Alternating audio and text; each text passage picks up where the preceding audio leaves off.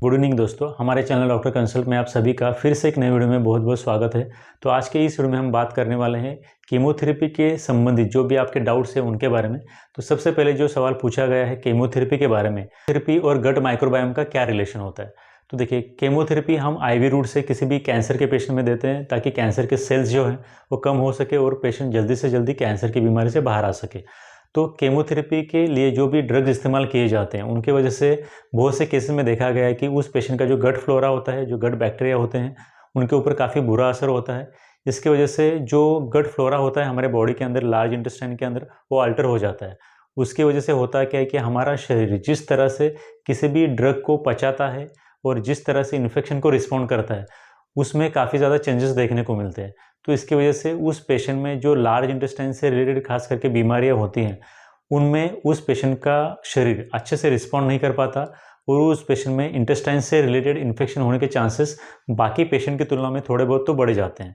तो ये रिलेशन होता है, जैसे कि आपने पूछा था, ये रिलेशन होता है कीमोथेरेपी और गट माइक्रोबायोम के बीच में। तो ये था आपका पहला सवाल।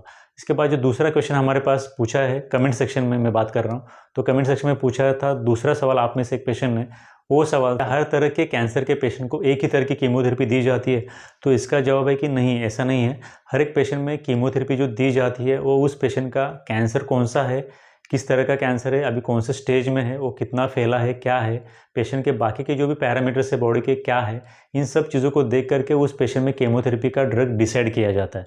इसके साथ साथ अभी जो भी रिसेंट अपडेट्स हैं कीमोथेरेपी या फिर कैंसर के रिलेटेड फील्ड में, उसके हिसाब से उस पेशेंट के जो जेनेटिक प्रोफाइल और बायोमार्कर्स हैं उनको भी यहाँ पे कंसिडर किया जाता है, जिसके अकॉर्डिंग हम उस पेशेंट को कीमोथेरेपी का ड्रग डिसाइड करते हैं। तो यहाँ पे ऐसा, जैसे कि आपने पूछा था, ऐसा नहीं है कि एक तरह के कैंसर के सभी पेशेंट को एक तरह की कीमोथेरेपी दी जाती है क्या, तो इसका आंसर है ऐसा नहीं है, ऐसे नहीं दी जाती है। तो ये सभी चीज़ें यहाँ पे देखनी पड़ती है। इसके बाद और एक सवाल जो पूछा जाता है कीमोथेरेपी के बारे में, वो सवाल ये है कि कीमोथेरेपी देने की वजह से कैंसर के साथ साथ और कौन कौन सी बीमारियों में फ़ायदा मिल सकता है।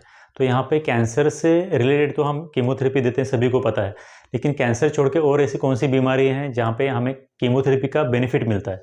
तो देखिए, ऐसा देखा गया है कि बहुत से जो कीमोथेरेपी के लिए इस्तेमाल किए जाने वाले मेडिसिन है उनके अंदर एंटीवायरल भी प्रॉपर्टीज़ होती हैं।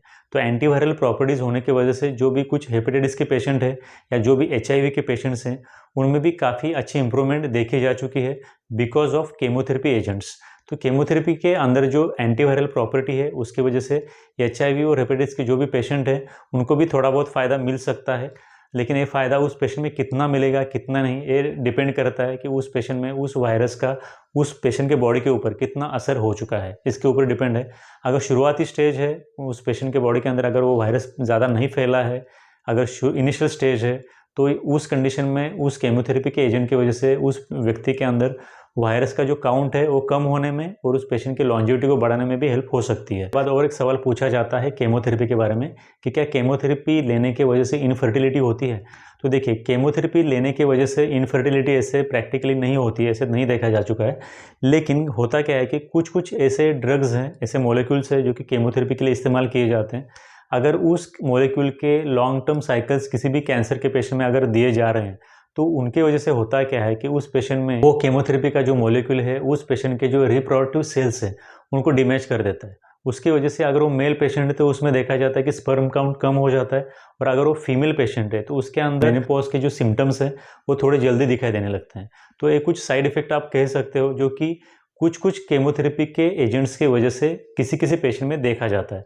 हर एक पेशेंट में नहीं होता है, और हर एक कैंसर के लिए जो ड्रग इस्तेमाल किया जाता है उस हर एक ड्रग की वजह से भी नहीं होता है। ठीक है, तो ये कुछ ऐसे सवाल थे जो कि मैंने केमोथेरेपी के बारे में आप में से जो भी पेशेंट ने पूछे थे उनको चूज़ किया था। So thank you for watching this video till the end. Thank you very much.